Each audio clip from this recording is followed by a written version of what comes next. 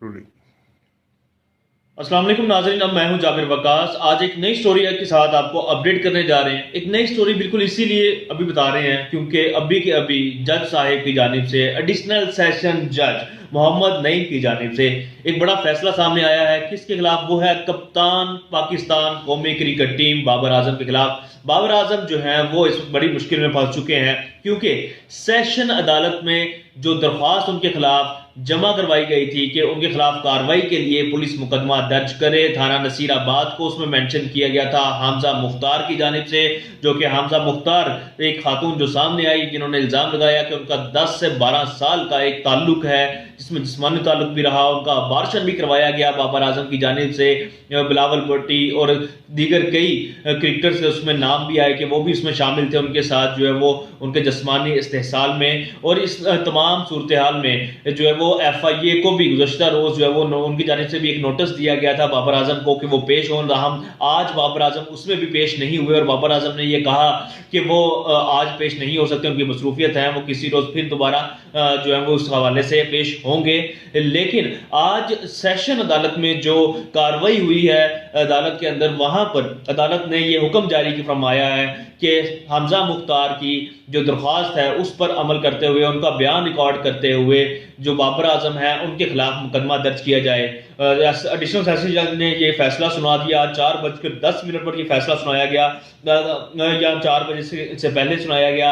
ये टाइम जो है वो ऊपर नीचे बताया जा रहा है, लेकिन इस हवाले से ये बता दें कि एडिशनल सेशन जज ने ये पुलिस को हमजा का बयान रिकॉर्ड करने की हिदायत की है। अदालत ने पुलिस को कहा है कि वो फौरी तौर पर जो है वो बयान रिकॉर्ड करे बाबर आजम के खिलाफ और सख्त कानूनी कार्रवाई जो है वो की जाए। हसास मामला है, पुलिस फौरी तौर पर कानून के मुताबिक कार्रवाई करे, अदालत आलिया का ये कहना था। और हमजा मुख्तार जो है वो अदालती फैसला लेकर SHO के पास पेश हो, SHO नसीराबाद के पास पेश होंगे हमजा मुख्तार। इस हवाले से हमजा मुख्तार से रब्ता किया गया तो उनका ये कहना था कि वो बड़ी खुशी महसूस कर रही हैं और वो जल्द जो है वो इस हवाले से मीडिया के ऊपर आकर अपना पैगाम भी रिकॉर्ड करवाएंगी। लेकिन जो फोन पर मेरी उनसे बात हुई तो उन्होंने मुझे खुद अपने जो सेशन अदालत से आने वाला फैसला था उसको जो है वो फौरी तौर पर उन्होंने मुझे कॉपी भेजी और उन्होंने ये कहा कि वो आज इस हवाले से दाता साहब जो है वो दरबार जाकर बैठी हुई थी। इस हवाले से खुसूसी जो है वो दुआ कर रही थी कि कानूनी फैसला उनके हक में आए और तकरीबन ये आज उनकी जीत हुई है। इस तमाम कानूनी जो जंग है उसमें एक पहली जो है वो उनको कामयाबी मिली है कि बाबर आजम के खिलाफ जो है वो मुकदमा दर्ज करने का हुक्म दे दिया गया है। और खातून ने इसमें मौक़िफ़ इख्तियार किया था कि बाबर आजम ने शादी का झांसा देकर उनको ज्यादती का निशाना बनाया, वो हमला हुई और उनका अबार्शन हुआ।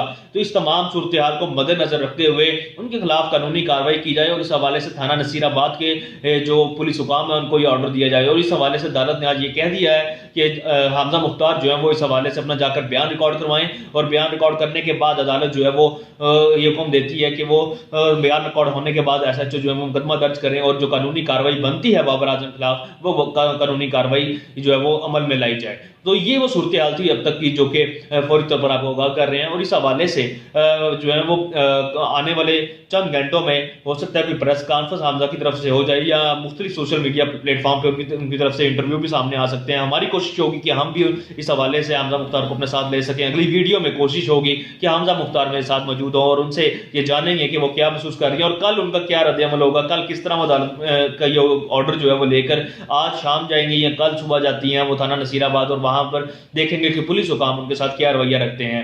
बहरहाल इस हवाले से तमाम अपडेट्स लेने रहने के लिए जरूरी है कि आप चैनल को सब्सक्राइब करें, लाइक करें, शेयर करें, चैनल को सब्सक्राइब कर लें ताकि अगली वीडियो में हम बता सकें कि मजीद इसके ऊपर आप हमजा की इस दरख्वास्त पर क्या कार्रवाई अमल में लाई गई है।